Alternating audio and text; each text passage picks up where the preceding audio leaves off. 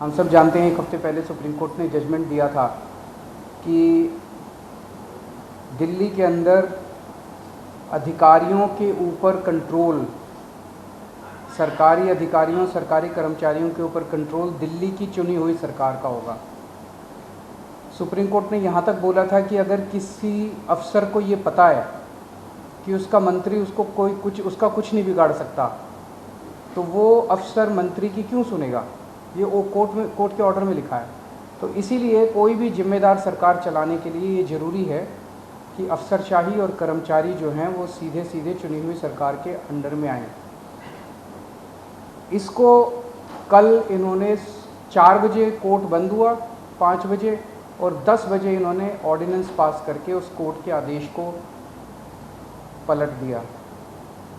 जिस दिन आदेश आया था उसके अगले दिन इन लोगों ने सोच लिया था कि ऑर्डिनेंस लाके इस आदेश को पलटना है, क्योंकि अगर हम सीक्वेंस ऑफ इवेंट्स देखें, जजमेंट आने के और उसको पलटने के बीच में 8 दिन है।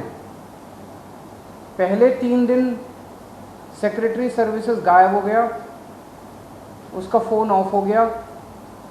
3 दिन के बाद सेक्रेटरी सर्विसेज निकलते हैं, कहते हैं मैं कोर्ट का ऑर्डर मानने को तैयार हूँ। तो चीफ सेक्रेटरी फिर बीच बीच में गायब हो जाते हैं और सिविल सर्विसेज बोर्ड की मीटिंग होने में 3 दिन लग जाते हैं। फिर फाइनली जब सिविल सर्विसेज बोर्ड की मीटिंग होती है और एलजी के पास प्रस्ताव भेजा जाता है तो 2 दिन एलजी साहब बैठ जाते हैं उसके ऊपर। 8 दिन इन लोगों ने इस तरह से बिता दिए। ये सारे के सारे कोर्ट के बंद होने का इंतज़ार कर रहे थे कि कब कोर्ट बंद होगा, कब कोर्ट की छुट्टियां होगी और कब हम अध्यादेश लाएंगे। तो प्रश्न ये उठता है कि ये कोर्ट के बंद होने का इंतज़ार क्यों कर रहे थे कि जब कोर्ट बंद होगा तब हम अध्यादेश लाएंगे।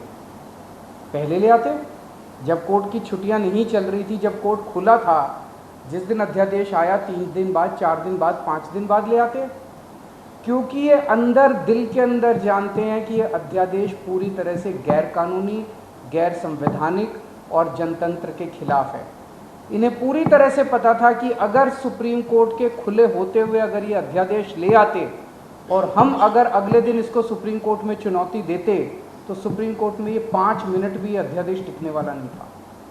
तो ये चाहते थे कि सुप्रीम कोर्ट बंद हो और उसके बाद ये अध्यादेश लेके आएँ। अंदर खाने ये भी जानते हैं कि ये अध्यादेश 5 मिनट भी टिकने वाला नहीं है। तो क्या इस अध्यादेश की लाइफ केवल 1.25 महीने की है जब तक सुप्रीम कोर्ट बंद है? 1 जुलाई को सुप्रीम कोर्ट खुलेगा, हम इसको चैलेंज करेंगे सुप्रीम कोर्ट के अंदर और फिर सुप्रीम कोर्ट, हम जानते हैं कि ये भी जानते हैं, अंदर खाने ये भी जानते हैं कि इस अध्यादेश का क्या होगा। तो क्या ये अध्यादेश केवल इस 1.25 महीने की छुट्टियों के लिए लाया गया है? आज मैंने आप ही लोगों के चैनलों पे देखा कि ये कह रहे हैं कि हम इन्होंने रिव्यू पिटीशन फाइल कर दी है, किसी ने कॉपी भी भेजी है, शायद कर दी है या करने वाले हैं, कर दी है। रिव्यू पिटीशन का क्या मतलब रह गया?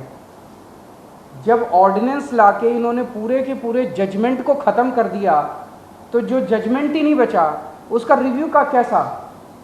तो रिव्यू पिटीशन तो तभी मेंटेनेबल होगी जब अध्यादेश को वापस लिया जाएगा रिव्यू पिटीशन की हियरिंग के पहले। तो ये क्या ये इंडिकेशन है कि जैसे ही सुप्रीम कोर्ट खुलेगा इस अध्यादेश को वापस ले लिया जाएगा? नहीं तो रिव्यू पिटीशन का मतलब ही नहीं है। जज तो यही कहेंगे कि भाई तुमने तो सारा हमारा जजमेंट खत्म कर दिया, तो रिव्यू पिटीशन किस बात की है? रिव्यू पिटीशन तो कुछ है ही नहीं।